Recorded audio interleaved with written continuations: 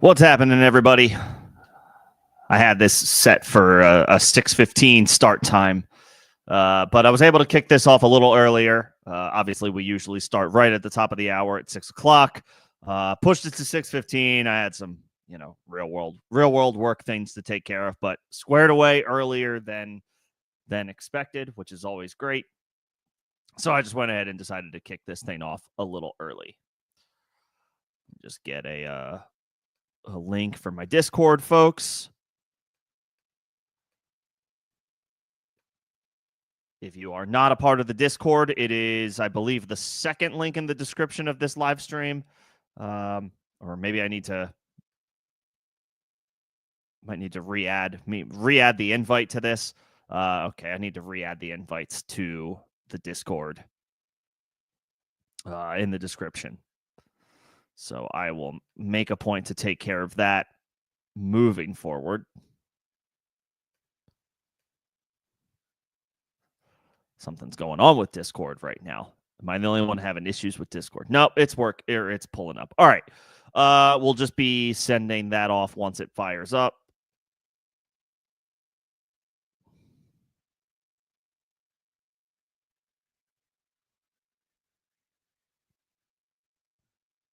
If it wants to actually work.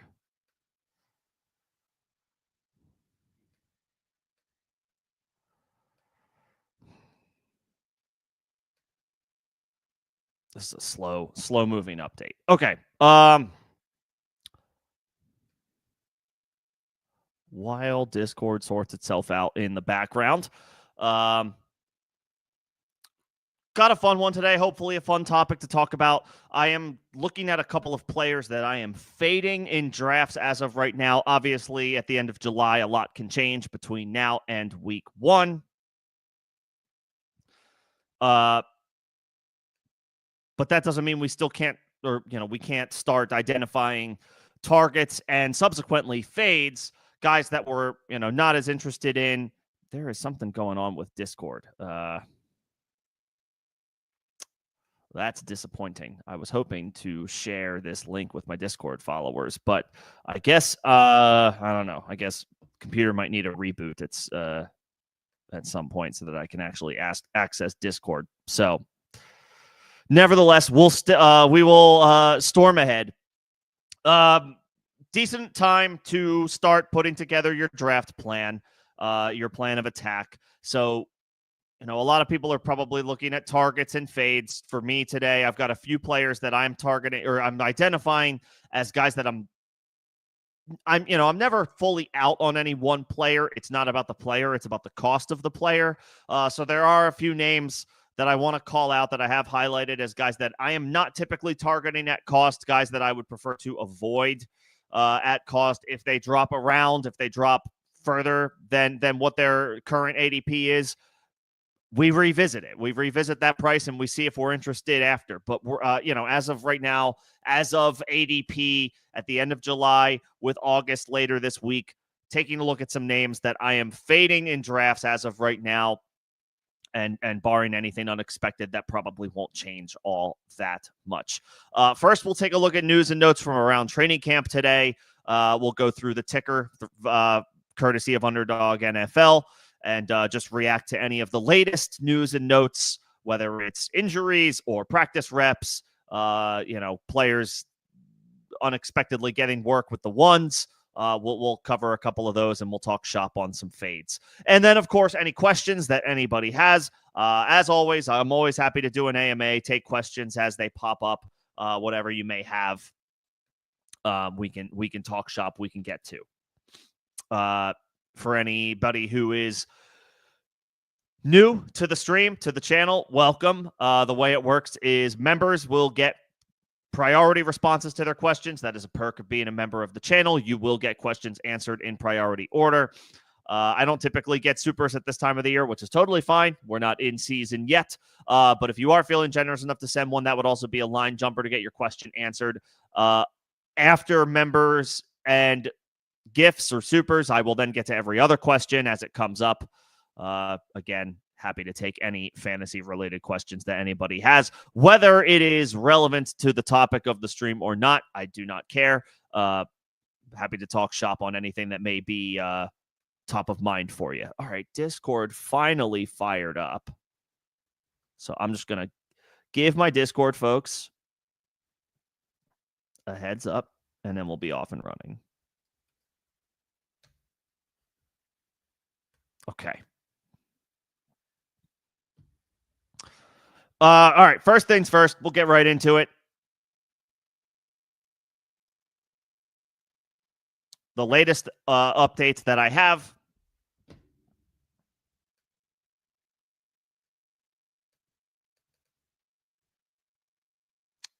From today's training camp action. I'm just going to put something up on the ticker.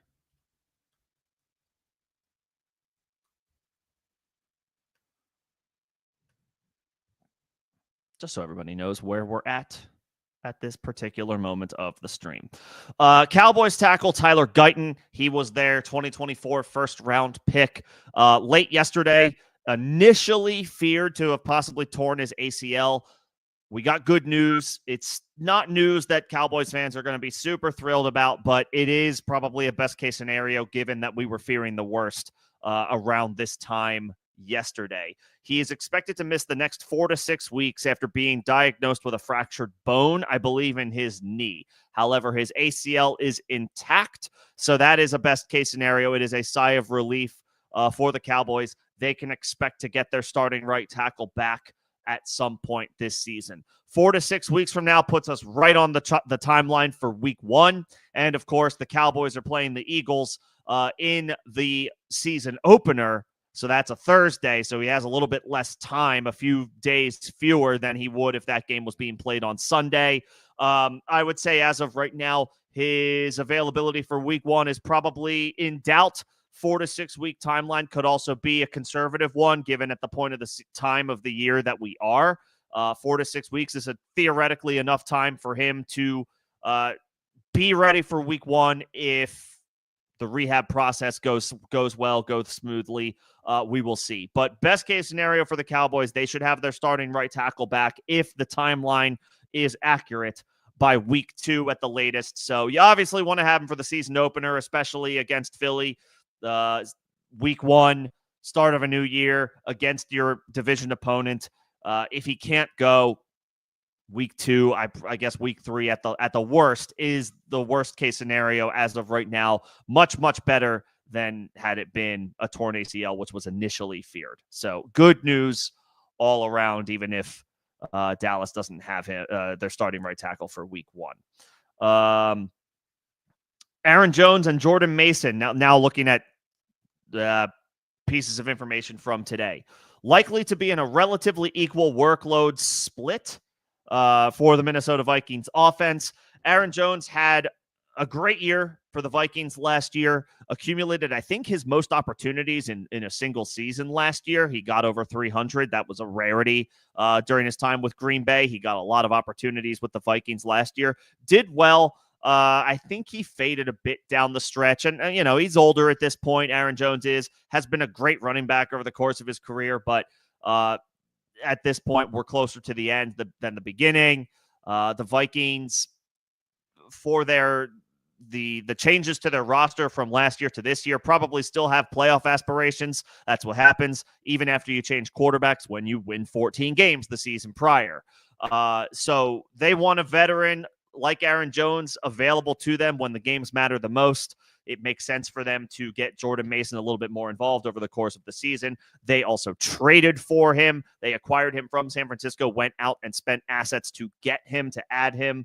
So you figure they have a plan in place to incorporate him in the offense as more than just a change of pace guy, especially after what Mason himself did last year, stepping in for an injured Christian McCaffrey. So I like both players. I've always been an Aaron Jones guy. This might be the first time where I prefer the cheaper guy of the Aaron Jones backfield, only because their cost isn't so significantly different. I believe Aaron Jones is around a 7th round ADP. Jordan Mason maybe a little bit more like a 9th round ADP. So maybe about a round and a half, 2 rounds of difference. Not significant.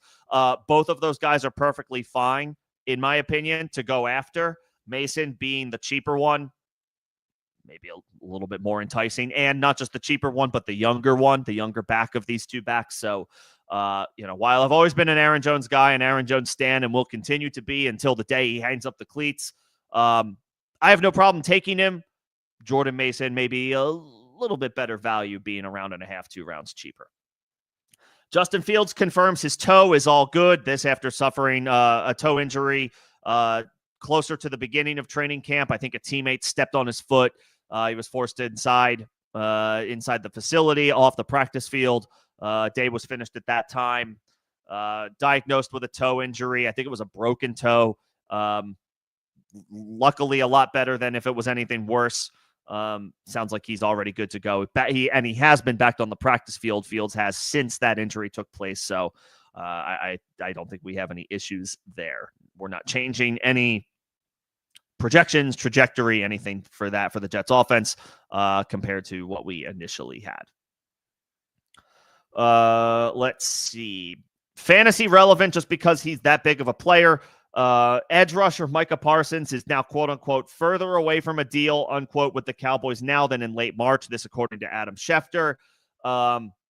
I won't go too far down this rabbit hole because this is more this isn't necessarily fantasy talk. But if Parsons is not playing, the Dallas Cowboys defense, there's no reason to even look at them. When you're drafting your team defense in redraft leagues this year.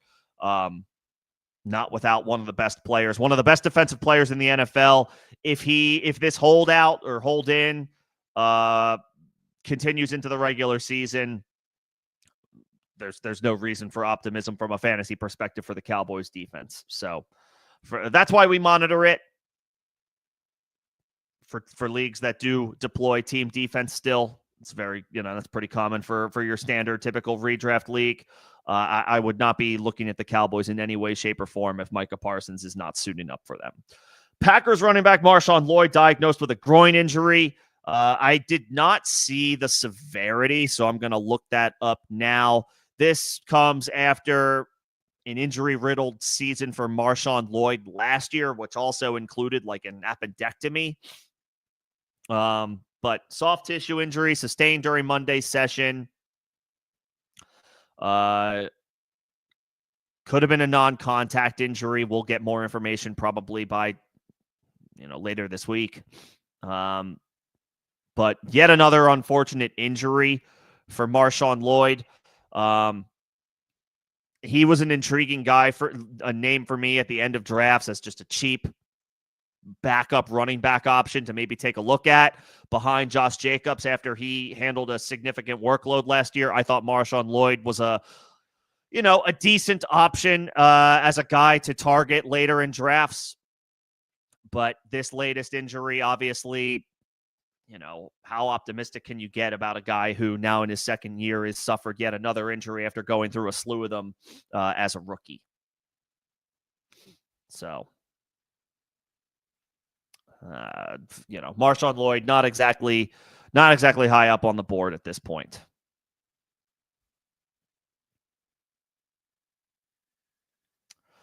Head coach Kevin O'Connell, going back to the Vikings, did speak on Justin Jefferson for the first time since Jefferson was it was announced he has a hamstring injury and is going to sit out and maybe be it'll be revisited next week.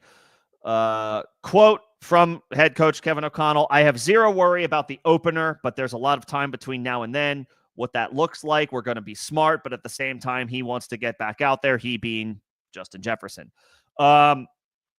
This sucks. It really sucks. It sounds like he's okay to be available for week 1 for Minnesota. The missed practice time is unfortunate, especially with the Vikings working in J.J. McCarthy for the first time as their starting quarterback, definitively anyway. Last year it wasn't as definitive. This year it very much is. Breaking in a new quarterback, you want his top weapon out there, working with him, getting those reps, physical and mental, working on all the little fine-tuning of things. So that's unfortunate. And on top of that, hamstring injuries have a tendency to linger into the season. Not always, but frequently. You may remember Justin Jefferson had hamstring issues back in 2023. So not last year, but the year before. I think it cost him like 6 weeks of his 2023 season, which ultimately shaped up to be, ultimately a lost one by his standard, his expectation. So not the news that we want to hear as it pertains to Justin Jefferson. It is disappointing. You still draft him as a first-round pick right now because we don't have any serious diagnosis yet, but we are proceeding with a lot more caution, I think, with Justin Jefferson than we were previously. I would probably, initially, I would have taken him over every wide receiver not named Jamar Chase. Now I would take CeeDee Lamb over Justin Jefferson. I would probably take Saquon Barkley over Justin Jefferson in half PPR and standard scoring. Maybe not full PPR, but certainly those other two. Jahmyr Gibbs, I would take over Justin Jefferson. I may take Christian McCaffrey at this point over Justin Jefferson. I guess where the conversation starts right now today is, are you willing to take like a guy like Puka over Justin Jefferson? And that might be the cutoff for me today. That can obviously change as we get closer to the season. But right now, I would probably tentatively move guys like CeeDee Lamb. You may have already had Saquon ahead of Justin Jefferson in your rankings, but I would definitively do so now. I would move Saquon, Jahmyr Gibbs, and I would move CeeDee Lamb over him as well.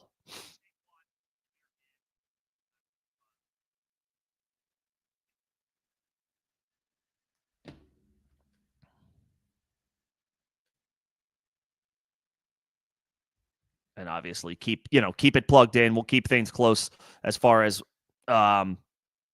staying on top of any later additional updates as it pertains to Justin Jefferson. Najee Harris still does not have a timeline to return to practice, according to head coach Jim Harbaugh. This was earlier today. I will continue to draft Omarion Hampton like an RB1. I ranked him as my RB10 on my top 12 running back rankings just last week. I have not moved off of that feeling or projection or ranking. Hampton is trending to be drafted like an RB1, and as long as Najee continues to miss valuable practice time, again, keep in mind the Chargers have been in training camp for a week longer than most other teams because they're playing in the Hall of Fame game. So that's more reps, more opportunities that Najee Harris is missing right now than he otherwise would with any other team. And therefore, that means even more opportunities, more reps, more looks for Omarion Hampton with the first team offense, getting that extra week of training camp due to the Hall of Fame game. Hampton is my RB10. I have not moved off of that. If anything, I feel even stronger about that than I did a week ago because Najee continues to miss practice time and does not have a timeline to return with this eye injury.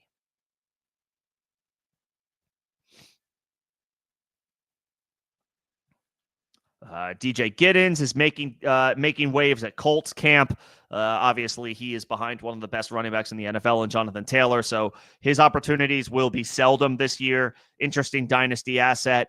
A little bit tougher to trust as redraft, but definitely worthy of a handcuff target if you are the one who ends up drafting Jonathan Taylor.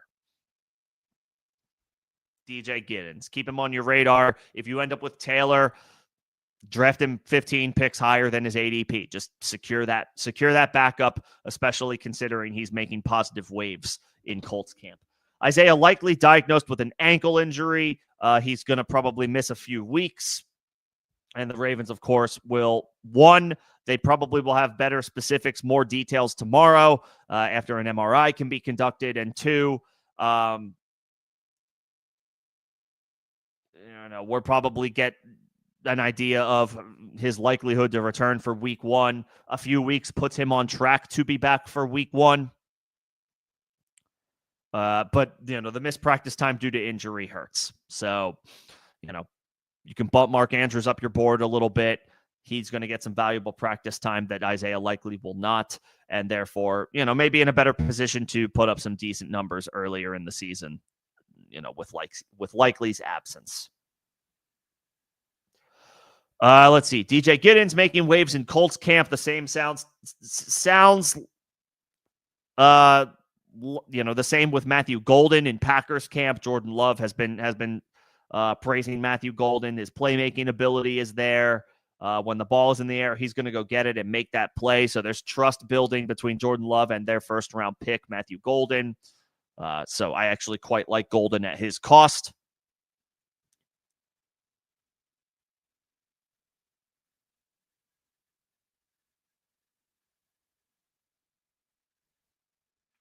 And then out of Broncos camp, it sounds like it could be a bit of a hodgepodge in the backfield. We'll see how things shake out during the season. RJ Harvey, J.K. Dobbins have routinely repped with the first-team offense, but Jaleel McLaughlin has been, quote-unquote, sprinkled in to the first-team offense as well. So it sounds like each guy is getting their opportunity. This could be an ugly three-headed monster to start the season. Maybe things shake out as the season goes along. There is definitely some built-in risk with drafting RJ Harvey in the 5th round of redraft leagues, with Dobbins lurking and McLaughlin, a guy, an incumbent that the coaching staff seems to like. You hope that the fresh legs, the draft capital, the explosiveness, something that Dobbins doesn't necessarily bring to the table at this point in his career after all the injuries, is something that Harvey can bring to the table eventually. Cream rise to the top, so to speak. But you may have to be super patient with Harvey, or really anybody that you decide to invest in this Broncos backfield. It could be back and forth over the course of the season.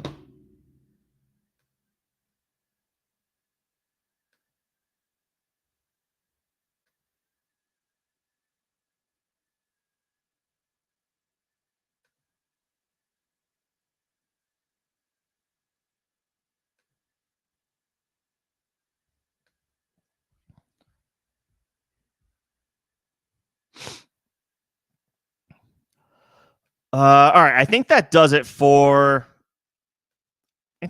news and notes.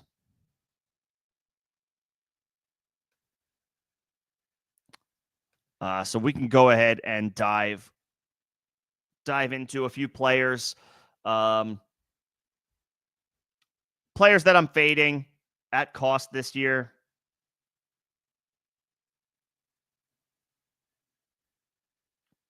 And then, we'll take it from there.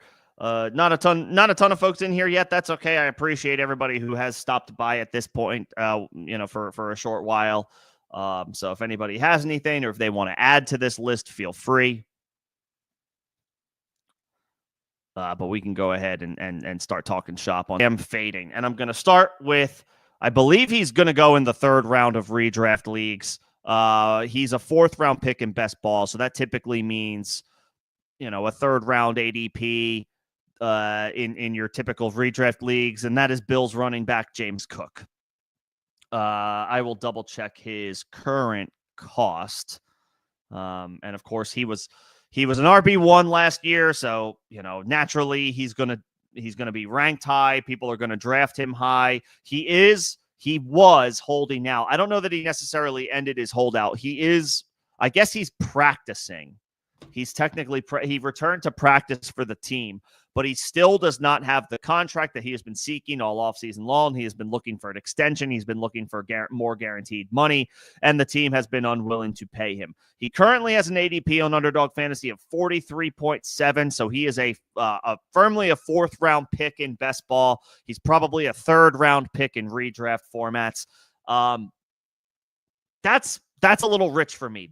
To me, that feels like drafting him at his ceiling, and that's probably because we are drafting him at his ceiling. Last year was James Cook's 3rd year in the league, and he had 16 rushing touchdowns, which is awesome. That's a huge number. It also, in a small sample size, feels like a bit of an outlier compared to his first 2 seasons in the league. His first 2 seasons in the league, he combined for 4 rushing touchdowns, his rookie year and his second year. He had 2 his rookie year. He had 2 his sophomore year. He then went on to have 16 touchdowns last year.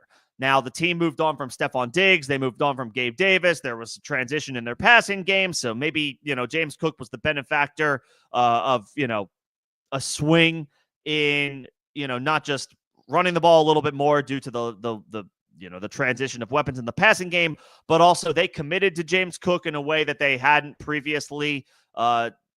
So, he got a bell cow share of the backfield opportunities, and he took advantage.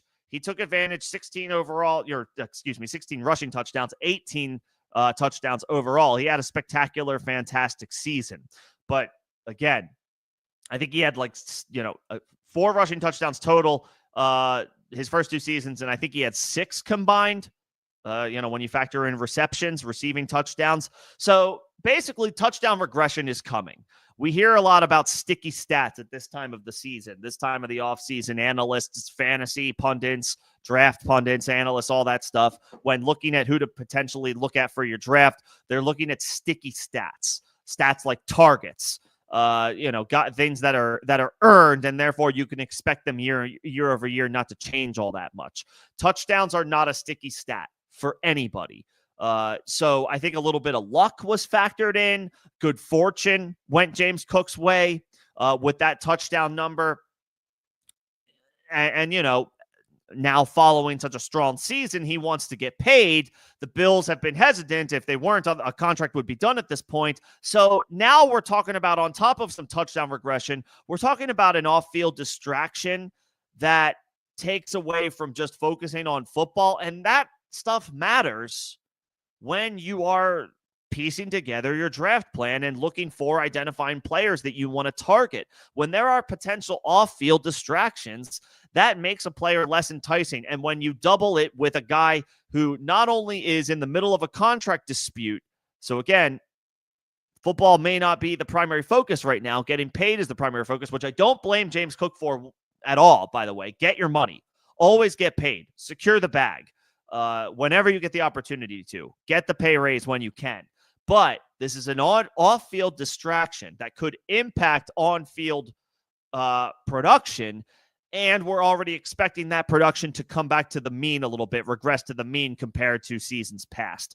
When you put it all together, I think we're drafting James Cook at his ceiling at a very volatile, kind of dicey time to do so. If James Cook was around cheaper, I would feel much better about him, but he is not. He is going in the 3rd round. If I could get him in the 4th round, maybe if he slides into the top of the 5th round, that's the sweet spot where I would say, yep, now I want James Cook.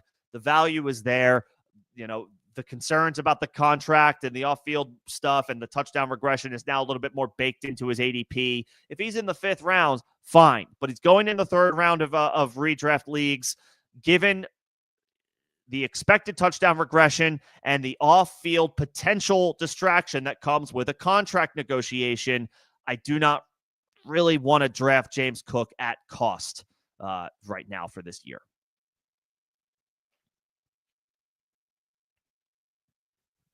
Plus, I think Ray Davis is a decent player. He didn't set the world on fire last year, but he almost averaged 4 yards per carry as a backup rookie running back. That's not bad. That's decent. He got 19 targets. He caught 17 of them. So not a ton of reception volume, but certainly efficient with the opportunities that he got. I don't think he's taking over this backfield by any means. I still think it belongs to James Cook, but I do think Ray Davis is a solid player and worthy of a dart throw in the later rounds, the 13th, 14th, basically the last couple of rounds of your standard redraft league that goes maybe 15, 16 rounds. I do like Ray Davis. But I'm not feeling great about James Cook. Another player I am not feeling great about is a guy that got off to a spectacular start last year. He was, I think he was the wide receiver 2 on the season when he got injured. Chris Godwin went down with a dislocated ankle in week 8 or 9 of 2024, missed the entire season. It was brutal because he was off to such a stellar start, the best start to his career, and was on pace to put up top 3, numbers overall at the wide receiver position. That's how dominant of a season Chris Godwin was having prior to the ankle injury last year. The team then invested in him at the start of free agency and gave him a contract extension. So investing in Chris Godwin earlier this offseason felt good. Okay, the dislocated ankle stinks. That's a tough thing to work back from and spend a lot of time rehabbing from. But he's a vet. He's had since, end of October, early November of last year to get his body right, to rehab from the ankle injury. And the team invested in him in the form of a new contract. There were reasons to be optimistic about Chris Godwin and his 6th-round ADP. Fast forward to the start of training camp, and now it's a little bit harder to do so. The injury is taking longer than expected for Godwin to return to practice, again, despite the Bucs investing in him with the extension. So that's a concern. Chris Godwin let's not make any mistakes, Chris Godwin is a better NFL player right now than Emeka Egbuka, the team's first-round pick. Godwin has proven Egbuka hasn't done it yet. So just by default, Godwin is the better player. But Egbuka sounds like he's doing well in camp. The Bucs are impressed and happy with what he's doing, soaking up valuable reps and practice time, and is going to get all the opportunities to prove that he should be starting week 1, again, as the team's first-round pick, with Godwin, slow to return to the field, still dealing with the injury. Godwin, again, he's the better player, but how long will his ramp-up process be when he is ready? And we still don't know when that date is going to be. So while I've, love Chris Godwin, great player, was off to a phenomenal start last year. You would just hope that he picks up where he left off this past year, but the injury is complicating things. He has not returned to practice just yet, and we don't necessarily know how long it's going to take for him to get back to practice, and then how long his ramp-up period is and when he's going to truly be ready to contribute. So it's tough right now to invest in Godwin with that 6th-round ADP. If we were closer to Egbuka's ADP, 85 to 90 overall, and there was a little bit more concern baked into Chris Godwin's cost, 8th round, maybe top of the 9th if you could get lucky, then sure, then I'll take the shot on him. He's a little bit cheaper and he doesn't burn you if if he doesn't work out. But a 6th round cost, not practicing yet. Again, it was a nasty injury last year. Now I'm less inclined to want to be in on Chris Godwin. I will go ahead and caveat that on top of that, this Bucs offense is kind of making me nervous in general, and it has everything to do with Tristan Wirfs, their offensive tackle. And I talked about this a little bit when I went through the running back rankings. Bucky Irving did just barely make my RB1 rankings for the 2025 season, but I got to be honest, I feel like that's kind of hanging on by a thread right now. I have him as the RB12, but he's got a tough strength of schedule to start the season. That doesn't always translate from, last year to this year, but it's noteworthy that teams that were good against the run last year happen to be at the front of the Bucs schedule this year, and they're not looking likely to have Tristan Wirfs for the start of their campaign. For all of the great players Tampa Bay has on their offense, Baker Mayfield, Mike Evans, Chris Godwin, Bucky Irving, Tristan Wirfs is their best player. He's that good. He is a top 3 tackle in the NFL, which makes him a probably top 3 to 5 player along the offensive line across all offensive line positions in football. He's that good. He is that impactful, and he is that important. If the Bucs do not have Tristan Wirfs for the first 2 to 4 games of their season, I do think that is going to have a severe negative impact on offensive expectations for Tampa Bay to start the year. So on top of being very concerned about Chris Godwin, at least at cost, all the Bucs right now, I'm kind of feeling leery about, because Tristan Wirfs' health is in question. His injury didn't heal, I think, as quickly or as effectively as the Bucs hoped over the course of the season. So he had to have surgery a little bit, somewhat recently. That's going to impact the Bucs season early on and their offensive output early on, I think, more than people are factoring in when it comes to drafting Tampa Bay Buccaneers. So not only am I fading Chris Godwin, given the recent developments around his rehab, the Bucs offense in general has me kind of nervous for the start of the year. Just throw that out there.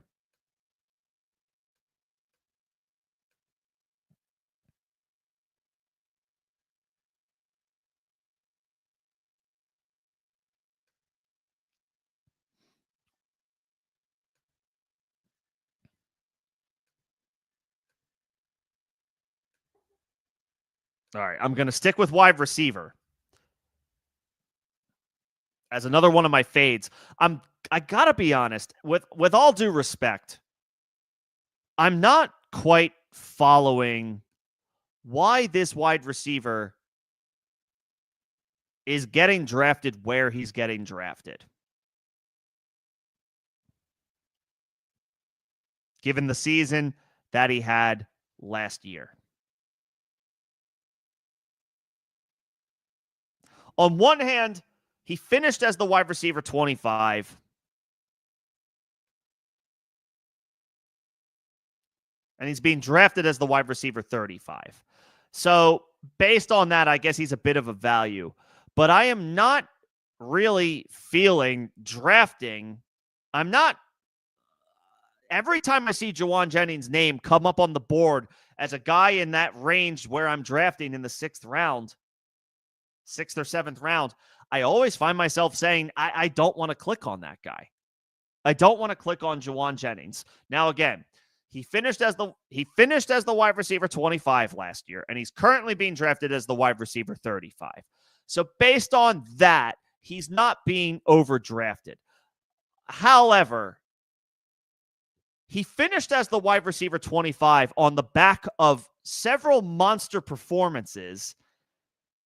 And then I feel like it was a lot that was left to be desired. Week 3 of 2024, Jauan Jennings goes off against the LA Rams. That was at a time when the Rams were one of the worst secondaries in football, still coming together, and they were an easy target for any wide receiver you had every week. I specifically remember that. Because that was, I think, when Marvin Harrison had his breakout game. It was against the Rams. But Jauan Jennings went off the following week, week 3 against the Rams, 12 targets, 11 catches, 175 yards, 3 touchdowns. Massive. Not only was he easily the wide receiver 1 on that week, but it was one of the best wide receiver performances of the entire season.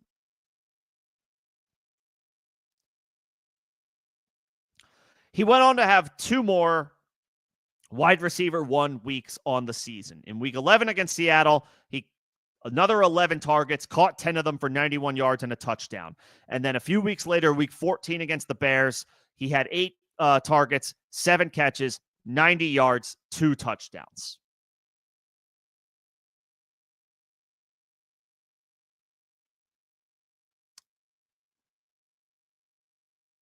So, 3 monster games.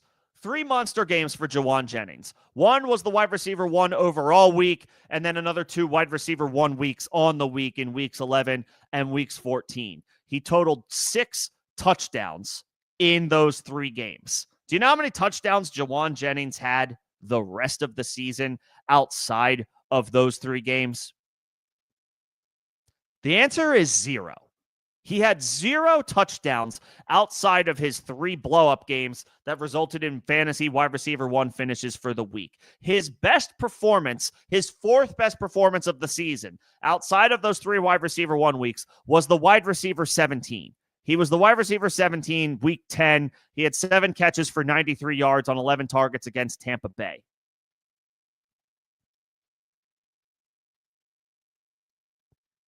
He was a wide receiver 3 or worse every other game of the season. And the game that he blew up against the Rams, obviously there was no Christian McCaffrey. He missed all but 4 games last year. There was also no Deebo Samuel or Brandon Ayuk. So Jennings was game's top option. And you might, Deebo Samuel is gone. Brandon Ayuk has no timeline to return from the torn ACL and torn MCL from last year. So he should start. Jauan Jennings should start. So I have no problem taking him in the 6th round, based on that. Okay, fine. But you're still drafting a guy based off of 3 weeks. based off of 3 games. I'm not quite getting the hype. I get Deebo Samuel is gone, and Brandon Ayuk has basically no timelines of return right now, maybe second half of the season. So I get the appeal because Jauan Jennings is going to start, but he started a lot last year after Brandon Ayuk went down, and Christian McCaffrey was never fully healthy. He started a lot last year. He had 3 great games, and they were great games. I'm not taking those games away from him. He dominated those 3 games, but he was the wide receiver 17 in another game, in a 4th game, and he was a wide receiver 3 or worse every other time. His consistency rating was not good. If you only started him those 3 weeks, then pat yourself on the back. I'm sure you have very fond memories of Jauan Jennings, but if you were regularly relying on the guy after his week 3 blow-up, he did not deliver for you. Week 5, 1 catch for 13 yards. Week 6, this is last year, obviously. 3 catches for 27 yards. Not great. Missed week 7, missed week 8. He had a good week 10. That was his wide receiver 17 performance. He was a wide receiver 2. Week 11, just went over it. Great game. 10 for 91 and a touch. He was a wide receiver 1 that week. Week 12, 5 for 40. It's not helping you win. Week 13, 3 for 56. That's not helping you win. Again, week 14, great week. 7 for 90 and 2. But then the fantasy playoffs come around. Week 15, 2 catches, 31 yards. Week 16, 4 catches, 51 yards. Week 17, solid, 7 catches, 67 yards. That's a flex play, but that's not great. And we're drafting him as a wide receiver 3. I don't know that you're going to get the consistency that you're trying to get from a guy like Jauan Jennings with a 6th round ADP. If I'm only getting 3 good games from my 6th round pick, I'm going to be disappointed. And then once again, okay, Deebo Samuel is gone. Brandon Ayuk is still rehabbing. Well, guess who is back? Christian McCaffrey and Ricky Pearsall. Both of those guys are back healthy. Pearsall missed a lot of time last year after he suffered the gunshot wound in the offseason this time last year. So yeah, Deebo is gone, and Brandon Ayuk is, has a who knows trajectory or a timeline to return. But Christian McCaffrey is back, and so is Ricky Pearsall. And I haven't even mentioned George Kittle, who is going to soak up a fair share of targets as well. Jauan Jennings could be this team's 4th option most weeks, at least some weeks. He's at best their 3rd option when everybody's healthy most of the time, behind McCaffrey and Kittle. But if you're in a league where you start 3 receivers, you're drafting Jauan Jennings to be a starter. And if I only get 3 games out of a 6th round pick over the course of the season, that's not good. That's not good enough. That's not going to cut it. So forgive me if I don't quite understand the Jauan Jennings ADP just because Deebo is gone and Brandon Ayuk is still rehabbing. Based on just 3 good games last year, I cannot put a 6th round cost into Jauan Jennings. 9th round, sure. That's how far he'd have to fall for me to feel a little bit better because, again, his consistency rating was not good last year. You only got 3 really usable weeks out of him. And now Christian McCaffrey's back to soak up his typical workload, in theory, and Ricky Pearsall is healthy. So just because Deebo and Brandon Ayuk, just because Ayuk is rehabbing and Deebo Samuel is gone, doesn't mean that all the targets are going to just be there for Jauan Jennings. He had 3 great games last year, 1 solid game, and a bunch of, for fantasy, forgettable performances. I will not be drafting Jauan Jennings at cost this year. What's up, Scott? Pearsall is no longer on the PUP. He was activated on Sunday. So as far as we know, he's good to go. Ayuk, yeah, he might not be back until mid-season at this point. So I get that one, but there's not enough. it feels like on the surface there's enough opportunity there for Jauan Jennings, but with the key for me is Christian McCaffrey and all of the volume that he soaks up, especially as a receiver. That's not a guy I'm interested in personally. I will not be taking Jauan Jennings at cost.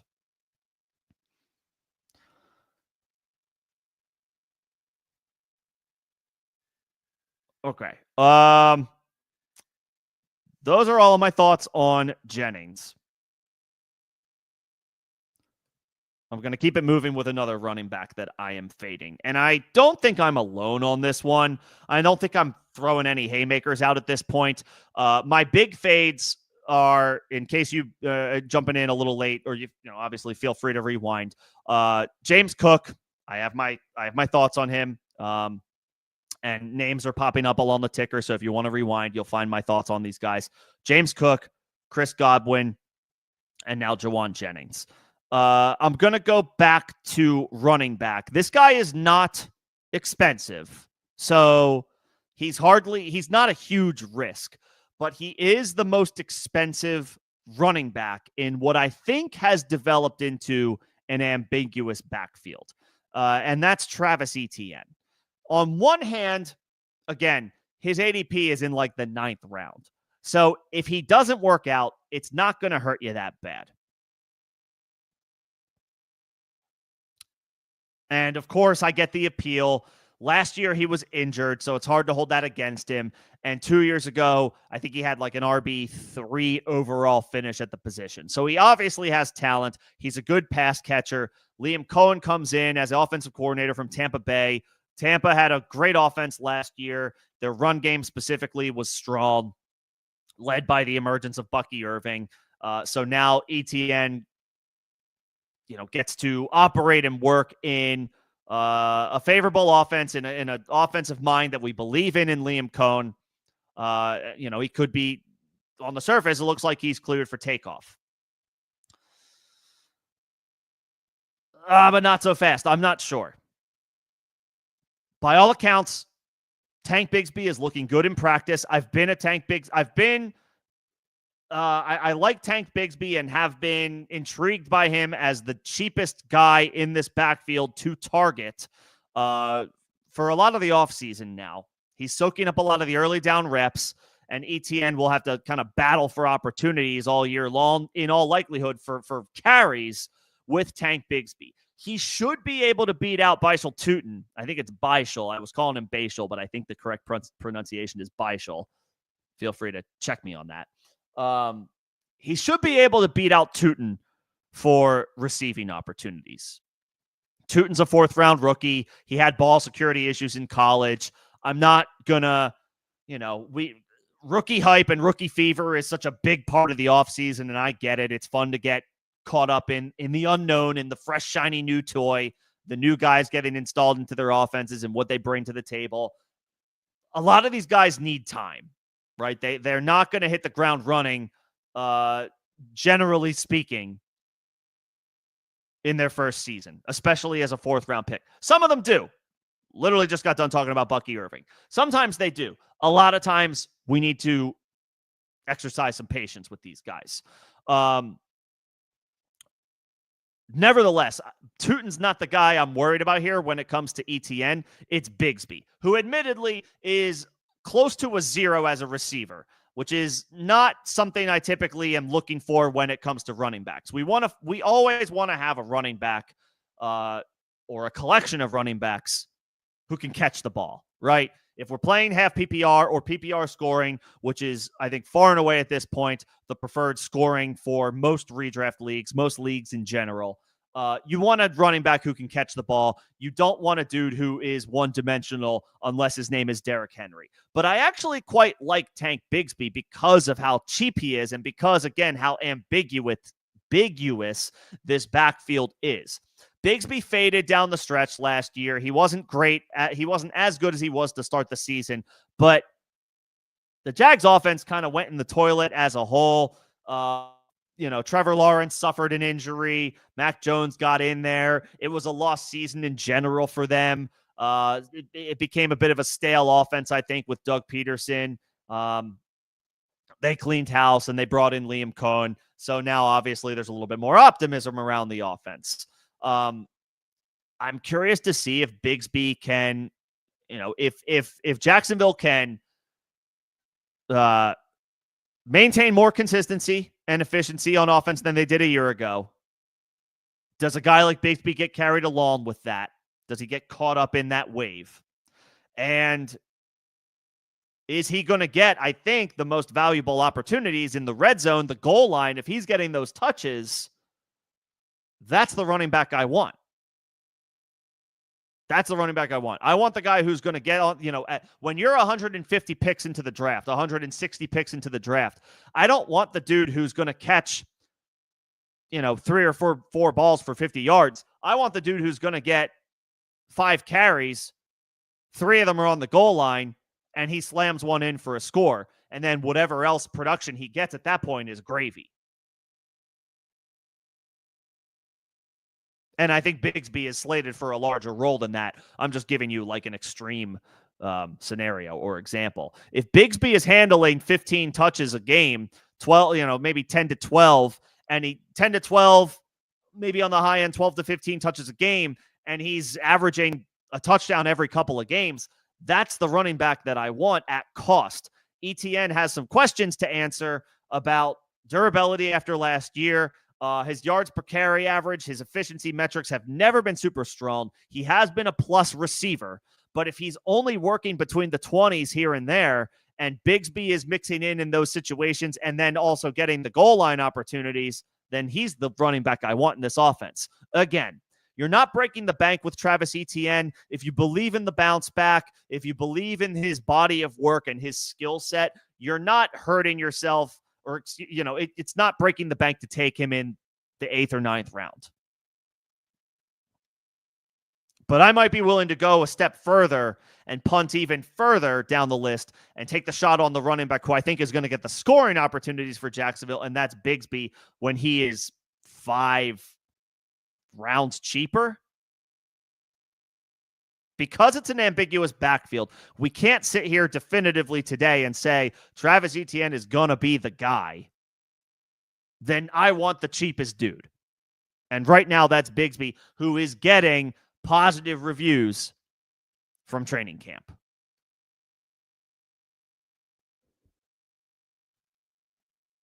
How do you get activated from the pup? The pup list works differently in the offseason than it does during the regular season. In the offseason, you can come off the pup list at any time. I'm pretty sure. You don't have when you're on the pup list, when you go on the pup list like ahead of the season, yes, you miss 4 weeks or whatever it is. You miss a minimum of 4 games. But the pup rules are different. The pup rules are different during the offseason and specifically during training camp. I think for the duration of training camp, a player can go on the pup list and come off the pup list at any time. It's only during the season that if you get put on the pup list, you miss multiple games. That's the scenario when the pup list comes into play.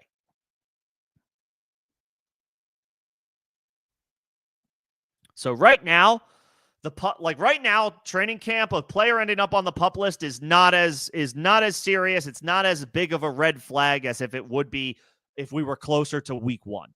If we were approaching week 1, training camp was over, preseason was over, roster cuts are happening, all that stuff, those transactions, and we're only days from the season. Training camp is officially concluded for all 32 teams. After that point, if a player goes on the pup, that's not good. That means 4 games missed. But during training camp, they can go on or come off the pup list at any time. The NFL has different rules depending on what time of year it is. The NFL has different rules for the pup list. So Pearsall was able to come off on Sunday, 2 days ago.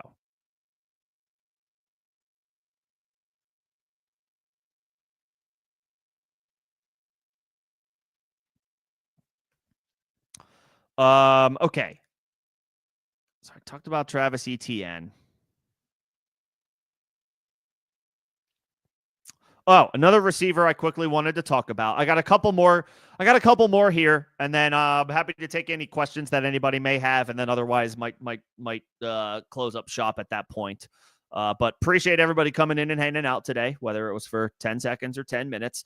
I'm gonna go back to, I got two more fades that I have for you guys.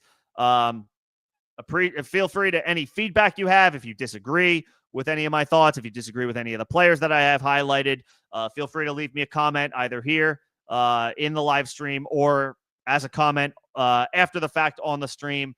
Happy to talk about it, talk shop, any thoughts that I have, and if any players that you specifically want me to talk about or discuss, I'm happy to do that as well.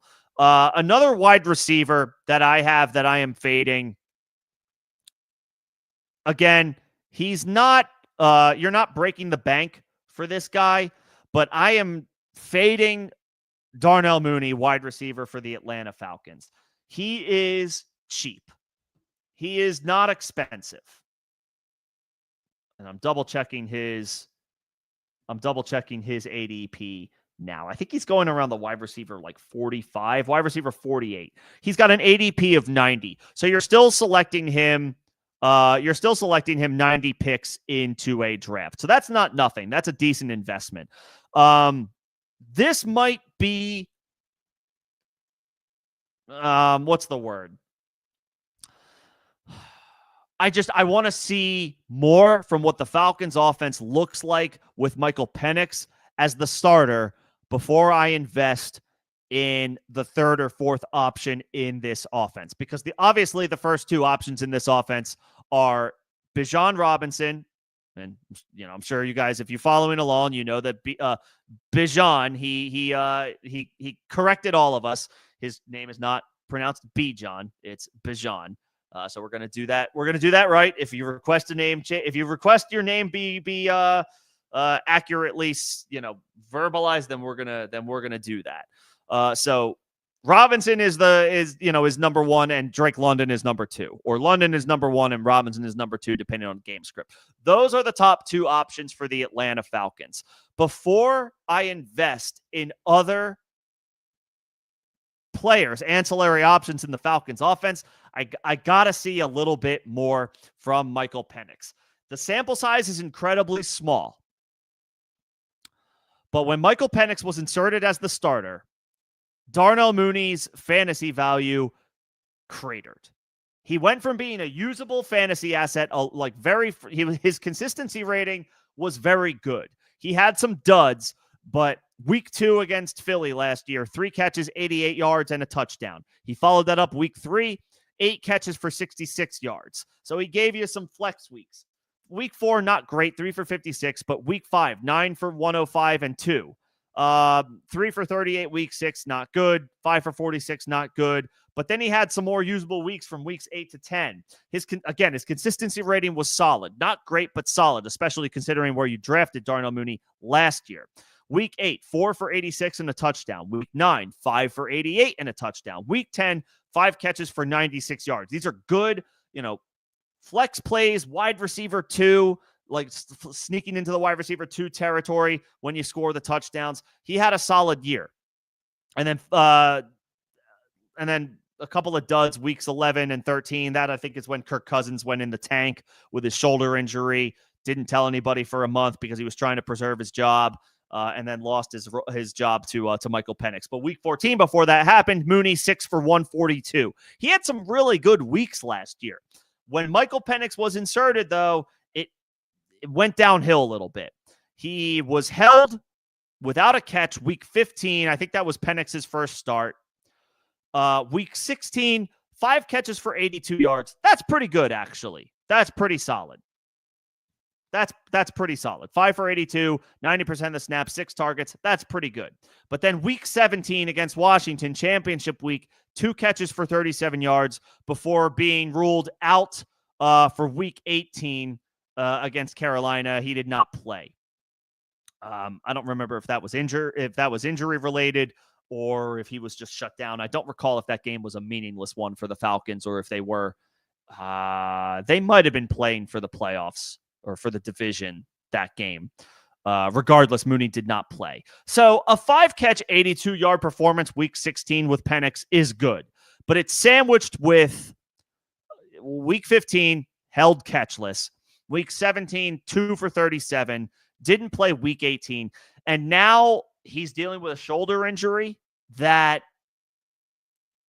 he might be fine for the season opener. He might not be fine, but he's missing a little bit of practice time. And again, we're breaking in a new quarterback with Michael Penix. He started a few games last year, but, we're breaking in a new quarterback. First full season as the unquestioned starter, first full off season as the unquestioned starter. Penix needs all the reps that he can get with his teammates, with the other starters, with Drake London, with Bijan Robinson, with the tight end that they have, he who must not be named Kyle something. I refuse to say his full name at this point. And Darnell Mooney is a part of that, but now dealing with a shoulder injury, missing practice time, valuable reps with a new quarterback. I keep saying new. I know he played 3 games to end the season last year. First full offseason and first full season with Penix entrenched as the starter. It's a new, situation and offense in Atlanta for all intents and purposes. So Mooney's missing those valuable reps.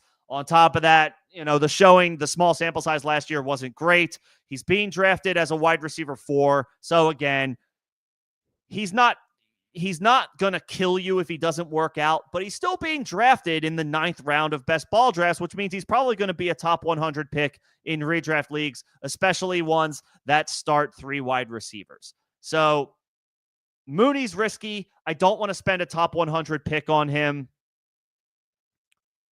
If I can get him a round and a half, 2 rounds cheaper than he currently is, yeah, I'll take the shot. But because he's missing practice time with the injury, so there's uncertainty around his availability. And at this point, how many weapons can Michael Penix support? We don't know. Can he support 3 fantasy relevant players in a single offense? We don't know that. We think he can. We're pretty sure he can support Drake London and Bijan Robinson, because we saw Drake London's target share, and Robinson should be able to flourish with pretty much anybody at quarterback because he's that guy. He's that good. Can Michael Penix support 3 fantasy relevant players from the same offense? That remains to be seen.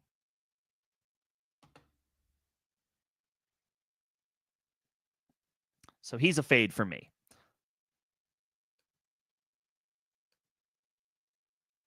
My last fade, before I wrap it up for the day, pending any questions or comments that anybody has.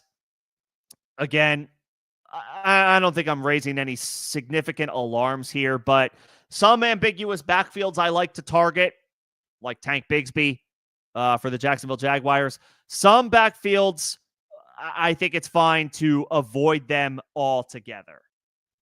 And that's what I'm doing with the Dallas Cowboys. I am fading not just Javonte Williams or not just Jaden Blue or not just Miles Sanders. I'm fading the whole damn thing.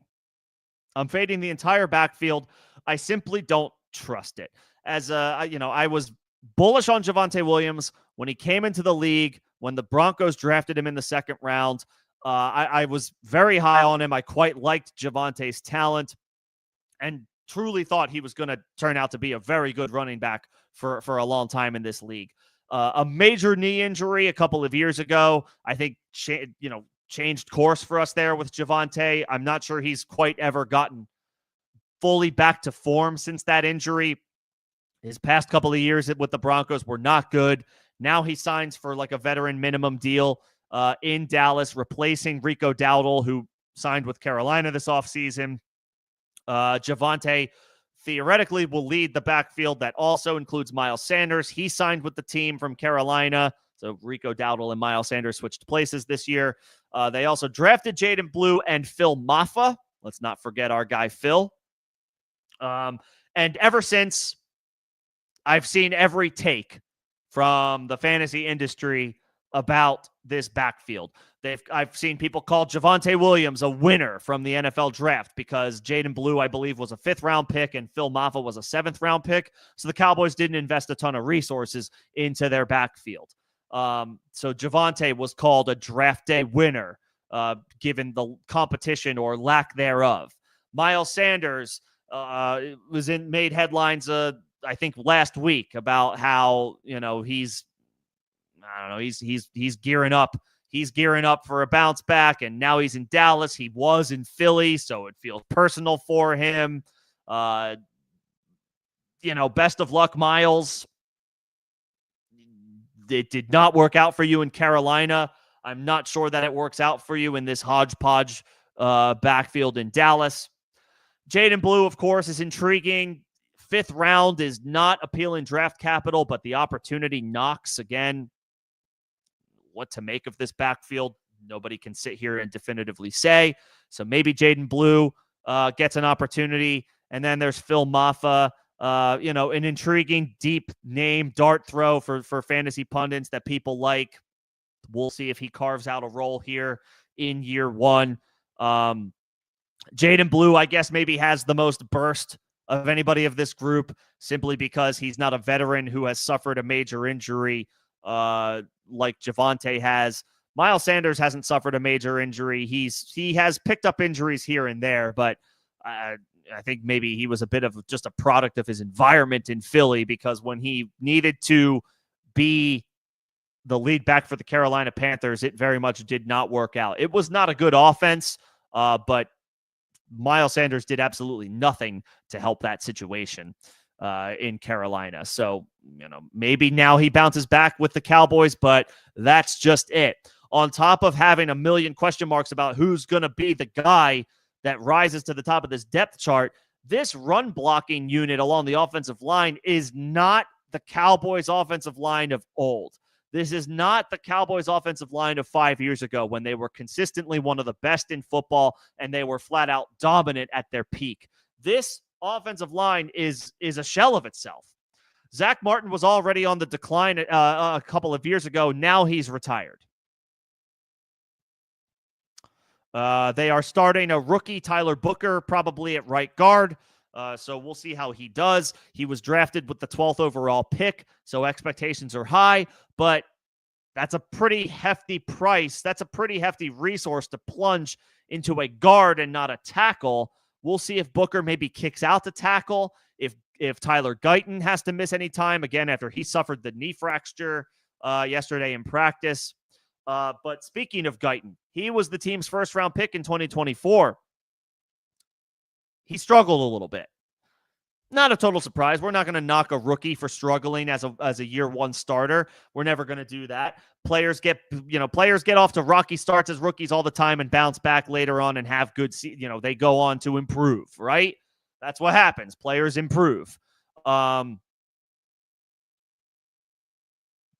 see if Guyton has that trajectory going into year 2, but now he's missing valuable time after suffering this injury yesterday. He may not practice again for another 4 to 6 weeks. So, we'll see how game ready he is, closer to season start, but he struggled last year.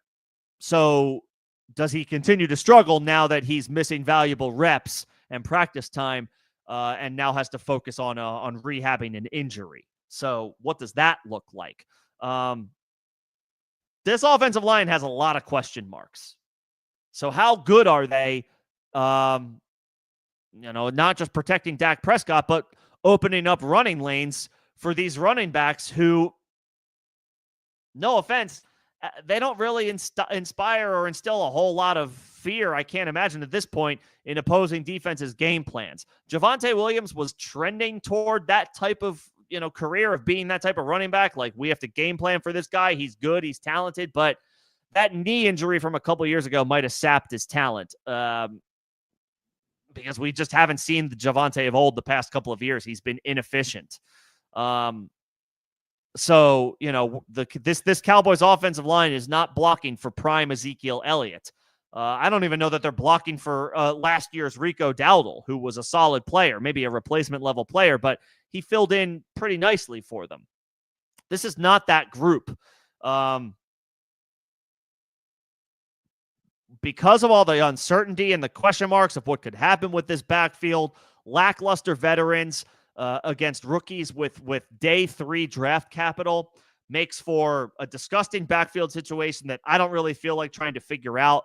On top of the fact that the Cowboys offensive line is suspect at best right now, especially so after Tyler Guyton's knee injury, I am okay fading this backfield entirely. I don't really want a piece of it. I don't know that there's value to be had here. I will let my league mates play musical chairs with the Cowboys backfield and figure out when they might be valuable, plug and plays over the course of the season. I will be looking elsewhere for running back depth.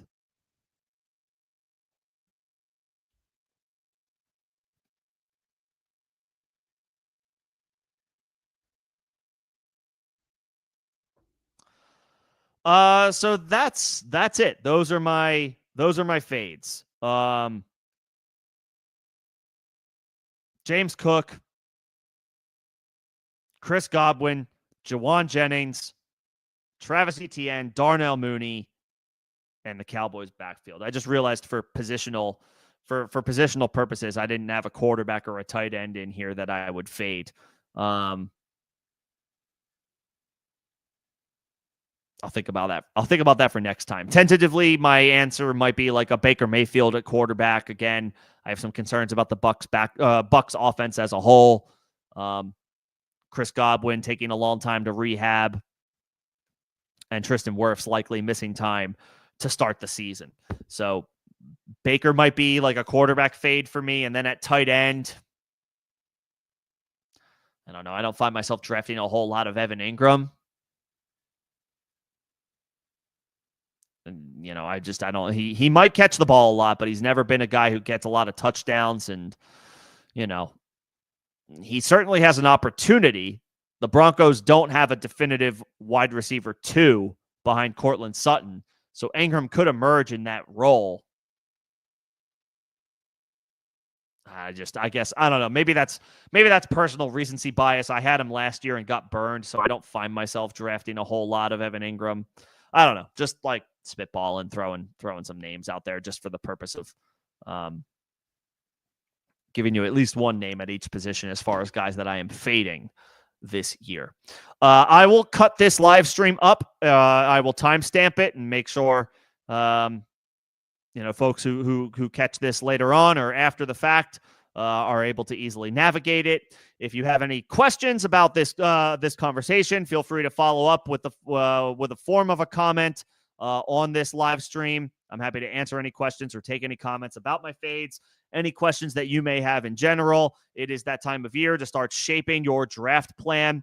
And so I'm here to help out in any way that I can. We will continue through this offseason with more live streams Tuesdays and Thursdays, gearing up, getting ready for the draft, taking any questions that you may have. I will continue to look at guys that I'm targeting, guys that I'm fading. I'm happy to put out rankings for each position and anything that you guys may specifically want to touch on between now and week 1 as we move through the rest of training camp and the preseason. I'm happy to talk shop on any items that you guys may have. What's up, Theo? Good to see you. You are catching me at the tail end of this stream, but went over some fades today, guys that I'm not necessarily looking to target in any drafts. So I will make sure to timestamp this. So hopefully it's easy to follow along. If there's any questions specifically that you have, I'm happy to take them here now. Before I wrap up, but obviously it is draft prep season for your redraft league. Start formulating your plan of attack. Start thinking about guys that you're looking at in each round. And I'm here to help in any way that I can along the way. We'll continue to talk strategy, shape your specific draft plan as it pertains to you over the course of the next coming weeks. And make sure you come away with the best possible team that you can build going into the season.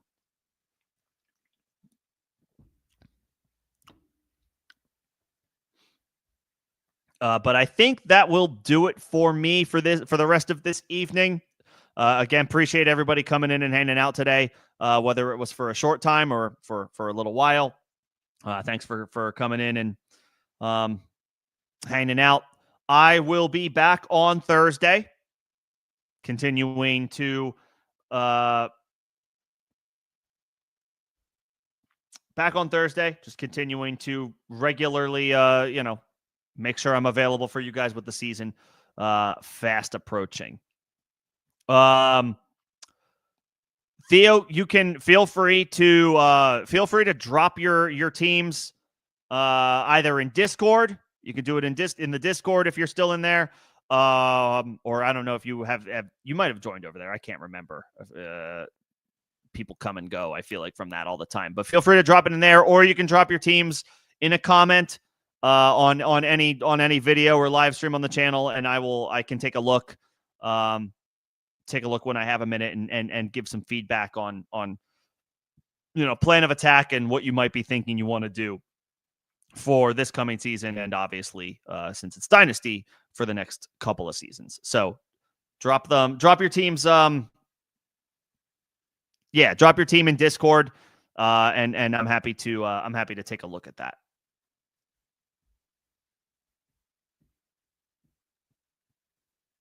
Yeah.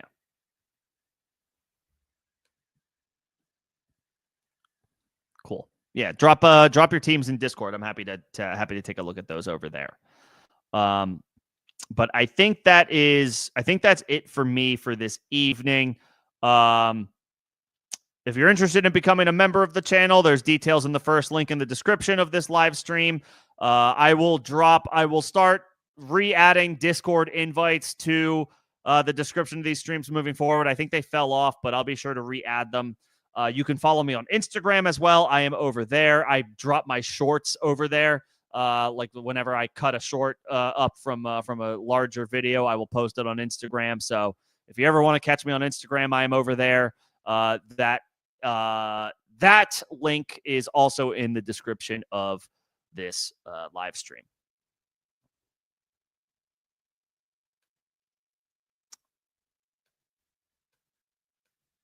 But all right. That's it for me. Yeah, it's good to be back. Looking forward to the start of the season. Very excited to help everybody sort out their draft approach or possibly dynasty strategy in these coming weeks leading up to week 1. Thanks, everybody. I will see you guys on Thursday. I'll have a specific topic. I might do targets. I might do wide receiver rankings. I could kick off a best ball. The possibilities are endless. But I will be here Thursday, 6 p.m. Eastern, and we'll talk shop. We will talk business. Thanks, everybody. Have a good night.